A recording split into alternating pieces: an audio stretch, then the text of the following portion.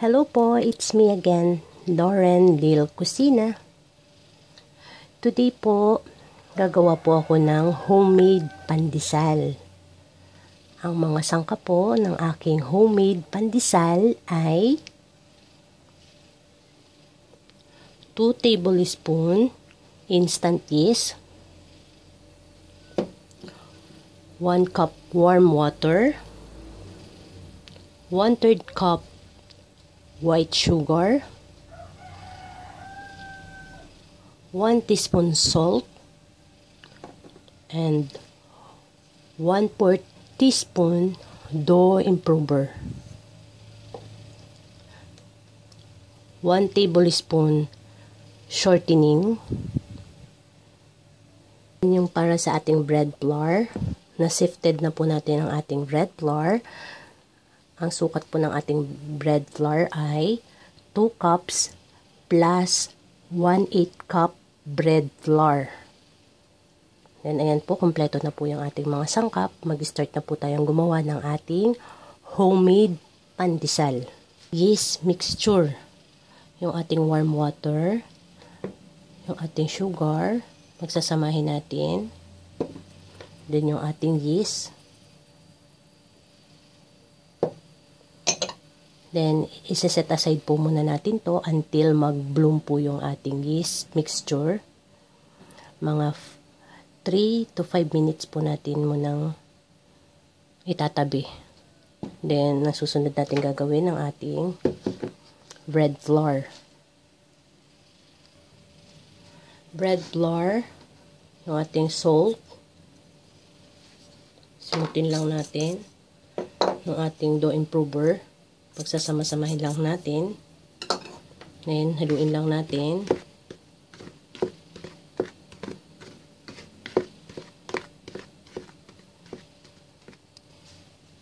Maglalagay lang tayo ng butas sa gitna ng ating bread flour. Then, yung sineparate natin na yeast mixture natin, nag-bloom na po. So, ilalagay lang natin sa gitna. Simutin lang natin kasi may sugar po siya sa ilalim.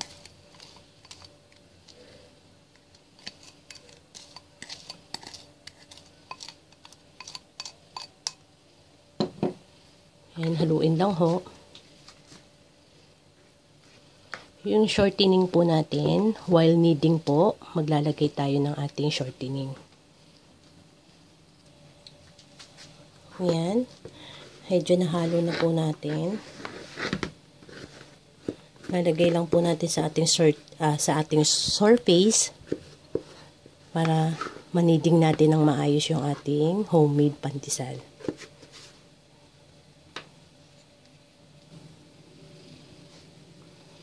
Yan, ininiding po natin to ng 30 minutes until maging smooth po yung ating dough. While kneading po, ilalagay natin yung ating shortening. Pakonti-konti lang po yung lagay.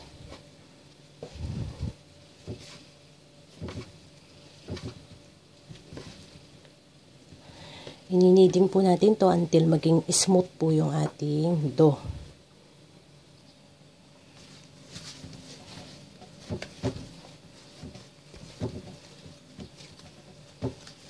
Smooth na po yung ating dough.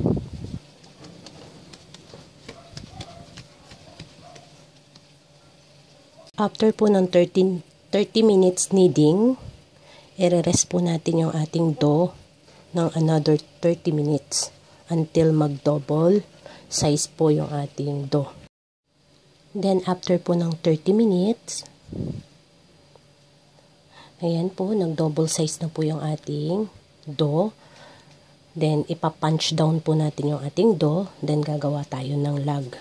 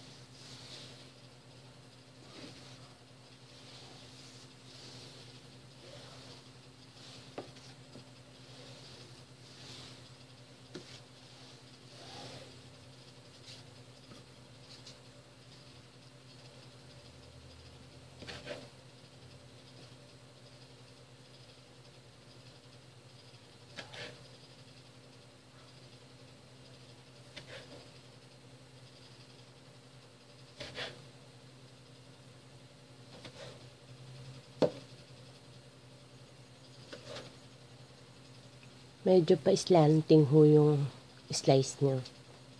Medyo pa slanting. Para magkaroon ng korte yung ating pandesal.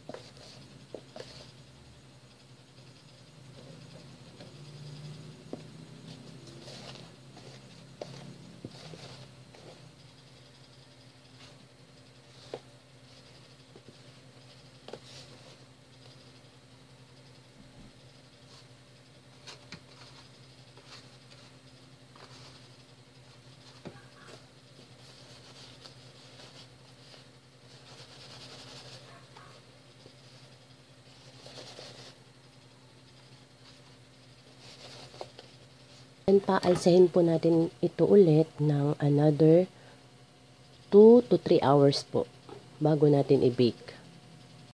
I-preheat na po natin ang oven natin ng 10 minutes sa 350 Fahrenheit bago po natin ilagay yung ating i-bake na homemade pandesal. After 20 minutes, luto na po yung ating homemade pandesal.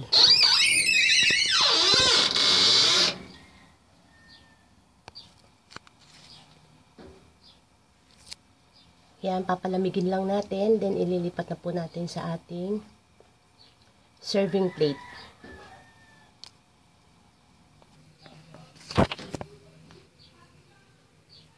To serve na po ang homemade pandesal. Thanks for watching, Lauren Lil Kusina. Thank you po.